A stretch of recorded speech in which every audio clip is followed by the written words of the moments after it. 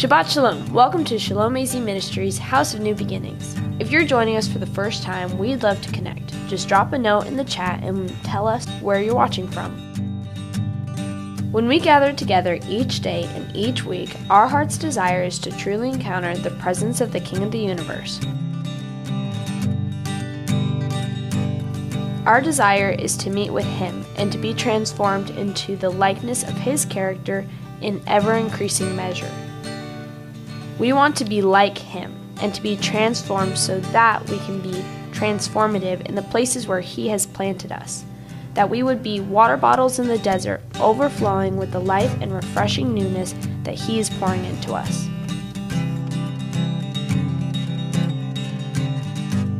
Today, as we gather in Yeshua's name, let's remember He's here with us. He sees you, He knows you, and He's working in your life to shape you into His likeness so you can radiate His love wherever you are. Hanukkah is right around the corner. We'd love for you to join us for our Hanukkah gathering, a joyful and beautiful evening together on the first night of Hanukkah, Sunday, December 14th from 5:30 to 8 p.m. We'll light the candles, spin the dreidels, and enjoy delicious latkes, jelly donuts, and more as we celebrate and recount the miracles the Lord has done. It's a beautiful time for the whole family. Please plan to bring potato latkes or any kind of latkes, donuts, or other fried foods to share. This year's celebration will take place at a lovely home near 75th Avenue and Bethany Home Road in Glendale, Arizona. To receive the address and event details, please register at shalomaz.com/gathering or simply scan the QR code on the screen. We'll send you the location a few days before the event. We can't wait to celebrate the light and miracles of Hanukkah. In addition to joining us for Daily Manna each day at 10 a.m., we hope you're able to join us for Shabbat service on Saturday at 10:30 Arizona time.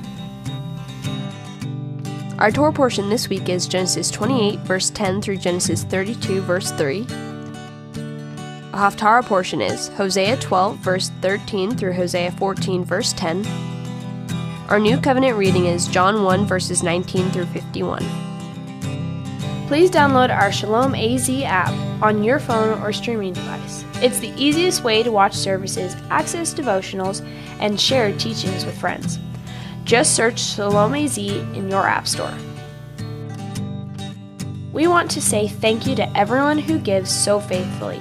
Your generosity is an act of worship to the Lord, and it makes it possible for us to share Yeshua and the richness of His Word with our community and beyond. We couldn't do this without you. As you give, you're not only meeting needs, you're partnering with the Lord to bring life and transformation to countless hearts. We are grateful that as you give to Him, you are entrusting Shalom AZ Ministries to be the faithful stewards of your worship and giving. The easiest way to give is through our app or online at shalomaz.com/give. You can also mail a check to our P.O. Box. As we dive into the Word today, we want to remind you that each Daily Manna teaching comes with a companion devotional guide. This guide is designed to help you go deeper beyond the live stream, whether in your own personal devotion time or as a resource to help you in ministering to others. You can use it in so many ways, for daily reflection and journaling, as a family devotional around the dinner table, or even to start a simple Bible study during your lunch break with coworkers you're ministering to. No matter how you use it, these devotionals are meant to help you not just hear the Word, but to live it out and share it with others. If the Holy Spirit has put someone on your heart, a neighbor, a friend, a relative, this can be an easy way to invite them into a conversation about Yeshua in a natural, approachable way.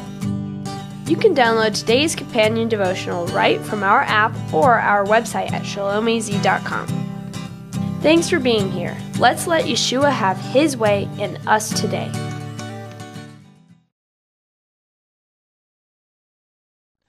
All right. Well, we are continuing in Isaiah 24. I've entitled today's today's daily manna, don't cling to what's crumbling, right? I mean, that imagery, if something's falling apart, that's probably not the thing you want to hold on to for security, right? You want to hold on to that which will never crumble, to that which will be firm forever. So let's look again at our, we'll reread the opening verses from yesterday. Isaiah 24, and yesterday we talked about, hey, there's a party that's going to end, and it looks like you haven't thought it's going to end, but it's midnight, and that party is going to end. And tomorrow we'll be looking at Isaiah 25, which really we'll see part of a new song. Yesterday we saw the song that's going to end, but we're going to see a new song partially today, and then tomorrow is Isaiah 25 is a beautiful. It feels like a psalm. Isaiah 24, verse 1. Behold, Adonai makes the land empty and makes it waste, twists its face and scatters its inhabitants. So it shall be. As with the people, so with the priest. As with a servant, so with his master. As with a maid, so with her mistress. As with a buyer, so with the seller. As with a lender, so with the borrower. As with a creditor, so with the debtor. Right? There's no, whatever your status is in that day, in terms of earthly rankings, earthly power and strength, none of that's going to matter. Everyone on the earth is going to be in the same position in that regard. The land will be utterly emptied and totally plundered. For Adonai has spoken this word. The land faints and fades away. The world wilts and fades away, and this is the land. It's dying. Is the imagery. The exalted people of the earth wilt. So it's not. There's the people. It's the exalted, the important ones, the lifted up ones. Doesn't matter at that point. It just doesn't matter anyway. And it feels like it matters, being exalted, being powerful, being mighty, what this world determines as success. In that day, none of it will matter. The exalted people of the earth wilt. The land is defiled, polluted by its inhabitants, for they have transgressed Torah, violated statutes or boundaries. They've transgressed God's instructions. They've violated the boundaries that he set. They've broken the everlasting covenant. And it's really pointing to the natural order that God had set in place was for everything to work. And in breaking his instructions, in breaking his ways, the natural consequence of that is what we're going to be reading about today. Therefore, a curse will devour the land. It will consume the land. It's going to eat the land. Those dwelling there are found guilty. Therefore, the inhabitants of the land will be burned up. So the people remaining are few, right? So that language, there's just going to just be a small number left, a remnant. The new wine fails, the vine wilts, and all the merry-hearted sigh, right? The party's over. The party's over. The glee of tambourines stops. The noise of revelers ends. The joy of the harp ceases. And this party is over. They no longer drink wine with song. Liquor is bitter to those drinking it, and it's more like it brings bitterness. The shattered city is in chaos. Every house is shut up. None may enter. In the streets is an outcry for wine. All joy becomes dark as evening. The mirth of the land is banished. The city is left in ruins. The gate is battered down. So now up until this point, if you're looking, when the verb tenses have all been what you call a perfect tense, indicating there's a finality to all of that, all of this. It's as though it's done. And so now the next verses change to what's called an imperfect, that they mark that these events still lie in the future, that this is still yet to come. And it says, so it will be, verse 13, for thus it will be in the earth and among the nations, as when shaking an olive tree, or as when the gleanings are left after the grape harvest. So the world's going to look like an olive orchard after the harvest, right? There's only, there's a few stray clusters or a small handful of olives remain. So it will be for the world. Out of all its fullness that was there, only now bits and pieces. Because those that the world has operated refusing to recognize that the earth is full of God's glory, not our glory. And the result is a rejection of the Lord. All things are held together in him and by him. To reject, it's like to reject God and then experience destruction is a natural consequence, because he's the source of all that is good, all that is life. It's like saying I'm going to reject oxygen and then complain that I'm suffocating. I'm not gonna breathe anymore, but I can't believe I'm dying. If you disconnect from the source from what you need for life, from the way you were made to work, then destruction comes. And yet, what we read in the midst of all of this is that there's this hope. In verse 6, it says there's a few left. There's a remnant. And then here, the gleanings are left, right? It feels like total loss. And you have the picture of kind of the beating off of the olives. That's the way that they harvested them. That there's a reaping going on. But now harvesting becomes gleaning, right? The careful gathering of the few that are left. So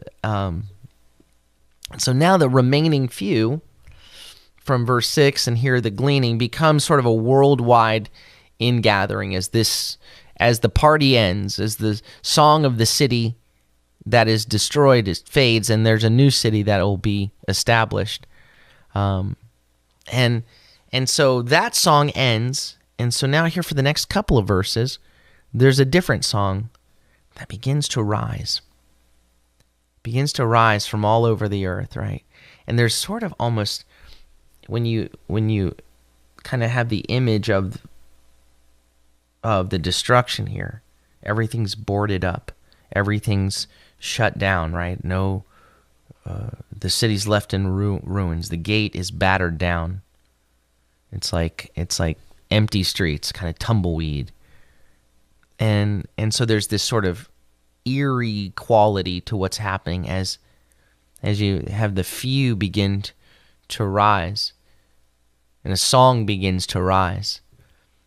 A song to what we'll see is to the righteous one, singing to him as they go. And it says, verse 14, it says, it opens with this emphatic they.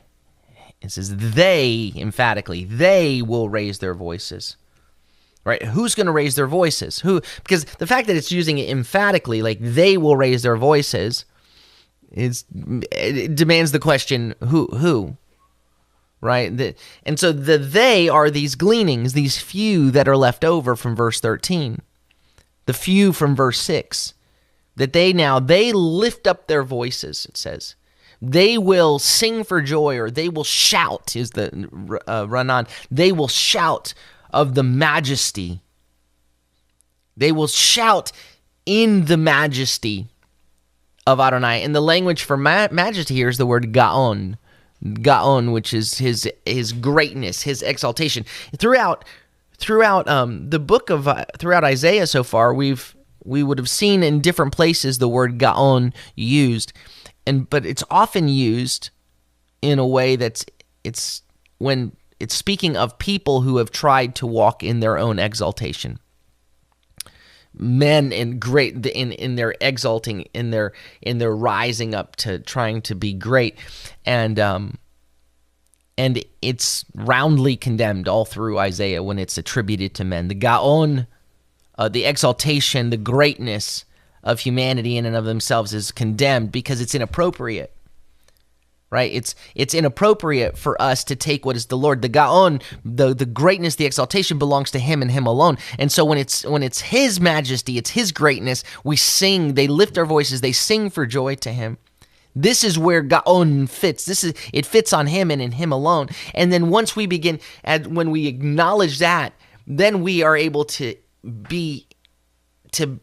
enter into his greatness, because we are in his presence with him. It says they will sing for joy of the Gaon, of the greatness, of the majesty of Adonai.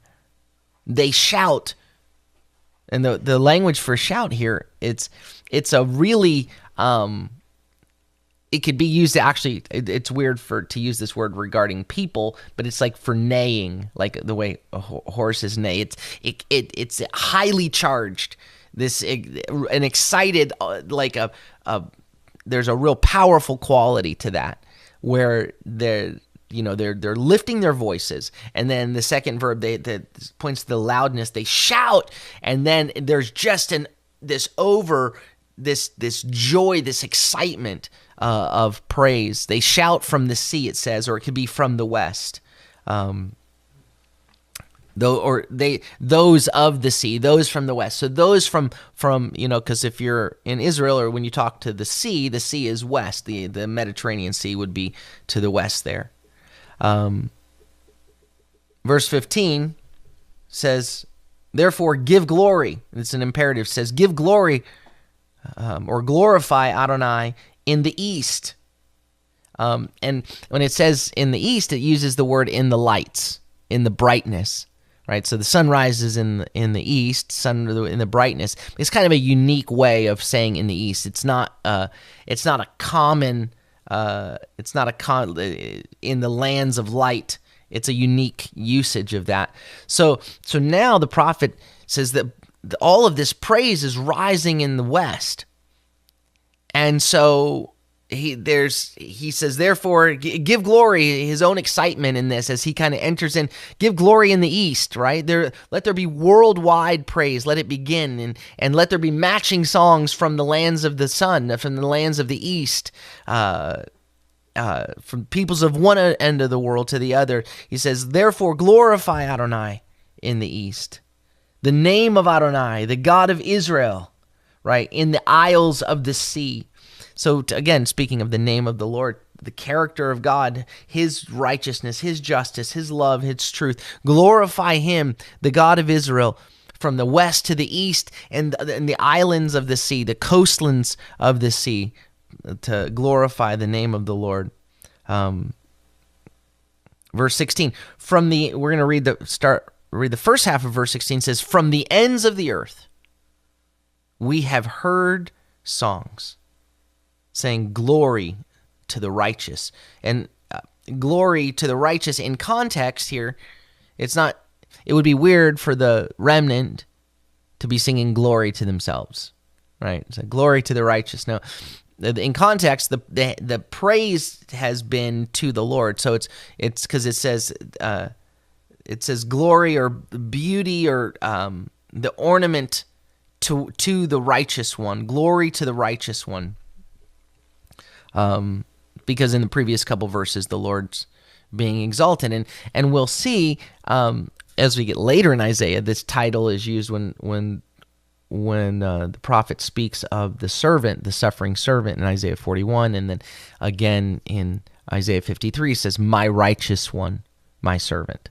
And so, glory to the righteous one, and there's praise that's resounding. So we get this glimpse, right in the middle of all the destruction, right in the middle of seeing everything, in the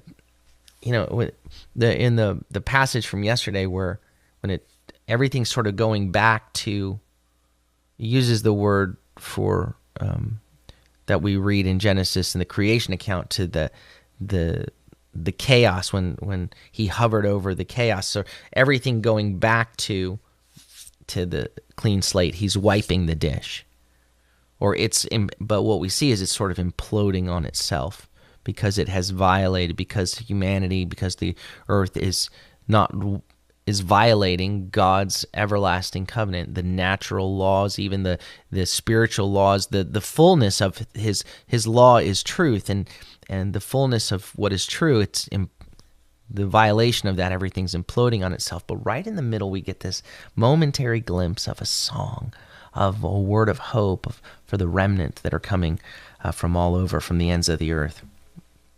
And yet in the middle of that, Isaiah, there's the song coming, he's singing from the west, say from the east, praise him, and the nations and everything. He goes, but I say, because I'm still, Isaiah's still in the moment, he's still in right now. And as in response, as he's singing the songs of what is to come, there's still this but what of the events until then? He can't fully abandon himself to joy because he is seeing and has seen, woe unto me, for I live in a people, for I'm a man of unclean lips in the midst of a people of unclean lips. He's seen the reality of sin. He's seen the reality of the destruction of what it does. So he says, but I say, I waste away. Now I waste away. Oi to me. Traitors betray, with treachery traitors betray. So I'm going to go through this real quick. The language now, by the way, in as we go through these next verses, what can seem kind of weirdly worded in English is there's a lot of powerful wordplay, powerful repetition that would capture your attention. But he uses this word, I say, razili, which is thinness or waste. Leanness is mine. Leanness is mine. Though it has to do with it's wasting away, yes, or emaciating. It's all of this. There's not what I'm seeing here as he looks at the world around him. This is the song that will be sung, but I say, leanness is mine, or I waste away. Woe unto me, oi to me. It's the same language, oi to me, that he said in Isaiah 6, woe unto me, I'm a man of unclean lips. And then the verse closes, it feels super redundant in English, or traitors betray, with treachery traitors betray. But it's like the same exact word used slightly different in each 5 times right in a row. Bagad, bagad, bagad, bagad, bagad, bagad, bagad, bagad, bagad, bagad. Yeah, 5 times consecutively. Right? In Hebrew it says bogdim bagdo ubaged bogdim bagdo. So it's a word that means betrayal, treachery, fraud. As he looks at the world around him, leanness is mine because God's economy, God's way is truth. God's way is trust. God's way is love. But here, this world is dominated, ruled by, once we followed the deceiver, deception became the way of this world. Betrayal, betrayal, betrayal, betrayal, fraud, fraud, fraud, fraud. Who can you trust? There's no trust. There's no stability. There's nothing that you can lean on. There's no trustworthiness. To the left, to the right, behind you, in front of you. Who do I trust? Where do I lean on? What do I hold to? Bagad, bagad, bagad, bagad, bagad. It's all fraud. It's all a lie. It's all betrayal. He says, betrayers betray. With betrayal, betrayers betray. Treachery. Everyone's turning on each other, and the result is, verse 17. There's wordplay here too. He said, but I'm going to read it in English. He says, panic, pit, and trap are upon you, O inhabitant of the earth. So now over these next verses, the way it's said, here's literally how it sounds in Egypt, or in Hebrew. It says, pachad upachat upach. and it says, and panic or trembling, and a pit or a hole. It has to do with like the snare, like a hole in the ground that you would fall into. And then the following one is pach, which is a trap. O inhabited earth, these are what are upon you. Verse 18, and it shall come to pass. Right? There's no, it's all treachery. It's all a lie. It's all imploding. Where do I run to? It's panic. It's trembling. I'm falling into nothing reliable. I'm falling into a pit. And then he says, and it will come to pass. Whoever flees, you hear the panic. Whoever flees, and it will be whoever flees from the sound of panic, from pachad, will fall into the pachat, into the pit. And if you should happen to climb out, to rise out from the center of the pit, from the pachat, you'll be caught in the bapach, in the trap, in the snare. It says, because the windows of heaven are patach, opened. So which patach is open. So the language here there's a lot of, in the Hebrew ear, it's going to feel very intense, and it has to do with I'm from pit to snare, from pachad to pachat to pach, because the pachad of the open are the windows of heaven. And the language for windows of heaven, it's not a common word for windows. It is a word that back in Genesis chapter 7 verse 11 we read, when it says the windows of the sky were opened when the Lord judged the earth with the rain, right? So there you had judgment coming from the windows of heaven open, that rained upon the earth, that flooded the earth. But now the windows of heaven are opened, and so it's coming from above, and the foundations of the earth shake. Like it's all imploding. It's all, the windows and the heights are opened, it says, and the foundations of the earth, the establishment of the earth is shaking. Verse 19, the earth is broken apart. Now, so the earth is broken apart. The earth is split open. The earth is shaken utterly. So each of those, you have couplets of the same word where it says, roah hit roah, por hit porar, mot hit motah. It says smashed in pieces is the earth. Broken or thwarted is the earth, and then the shaken utterly, or stumbling, reeling, tottering is the earth. So the language is being used to give its fullest impact with all of this emphatic repetition, and verse 20, the earth reels. And it's noah to nuah. It's the same. Reeling, staggering, like a drunk, swaying like a hut kind of image, like a temporary dwelling, like a lean-to, or something that you would put up that you don't depend on because it's not stable. All of this is happening. All of this. It's the language is driving it in. Pit, panic, trap, and everything's shaking. The heavens are open, and everything's shaking from above and from below. Where do you go? Betrayal. There's no place to run. There's only one to run to. Everything's crumbling. Why are you clinging to what's crumbling? And why is this all happen? What's causing all of this destruction? Well, the back end of verse 20 says it's transgression. That word transgression is rebellion, pasha.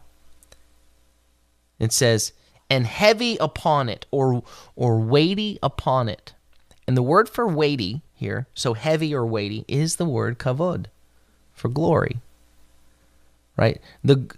Because the glory of the earth has been its rebellion. The glory of it, the weight of its rebellion is is causing all of this. This is the reason, because of, rather than submitting to the Lord, rebelling against the ways of God. Again, a simple analogy, it's like rebelling against oxygen. No, I refuse to breathe. I will not depend on oxygen. Okay. Then you die. How dare you? That's the way it works. And the implosion of everything is the natural consequence of rejecting the author of life, the source of life, the one who says, why would you die? Come to me. All of this even being offered in advance, being said, this is the result. There's nothing hidden here. To reject the Lord when he's made it all known is to choose this kind of unstable collapse and destruction. Its rebellion is so heavy upon it that it will fall and not stand again and never rise again. Verse 21, and it will be in that day that Adonai will punish the host of heaven, the armies of the heights, the armies of the high places. So this is pointing to spiritual, and now there's a different word, pakad, which we've talked about in the past, punish, but it's got a different letter. It uses a kuf rather than a chet. So it's pakad, which means to judgment, or when there's going to be an appointment, when God's going to meet with you, right? So when pakad, if you're going to meet with God, it can be a good thing if you're walking in his ways. If you've submitted to him and he's showing up, you're like, yay, I have an appointment with him. But if you're in rebellion against him and there's pakad, he shows up, well, that you don't want that. And so in that day, Adonai there's going to be a meeting. He's going to have a meeting with the host of heaven on high, and with the kings of, it says the earth, and it uses the word Adam, which has to do with the humanity and with what we're made from, right, of the dirt, the kings of the dirt on the dirt. So the Lord's going to deal with the hosts in the heavenlies. It's going to be there's going to be a meeting here. He's going to deal with them on high. He's going to deal with them in their place, and he's going to deal with the rulers of the earth in their place on the earth. The kings, the hosts of heaven on high, and the kings of the Adam, of the Adamah on the earth. Verse 22, and he says, they will be gathered together. They will be harvested. Harvesting, he will harvest them like prisoners in the pit, like prisoners in a cistern, and they will be shut up in the prison. And after a multitude of days, they will be punished. There will be a judgment. They will be met. They will be sentenced. Judgment will be pronounced. Verse 23, then the moon will be abashed or dismayed, and the sun ashamed.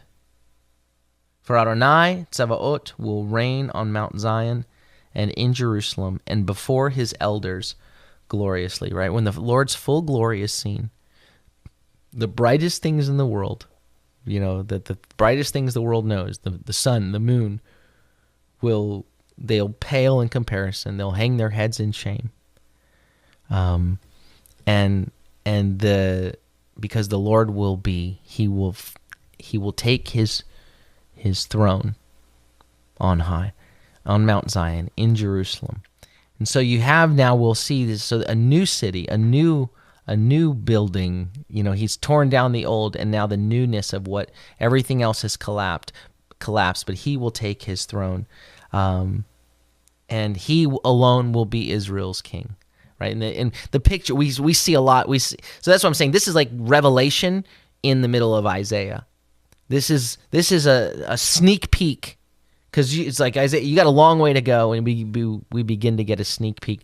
But so there's a party that's going to end.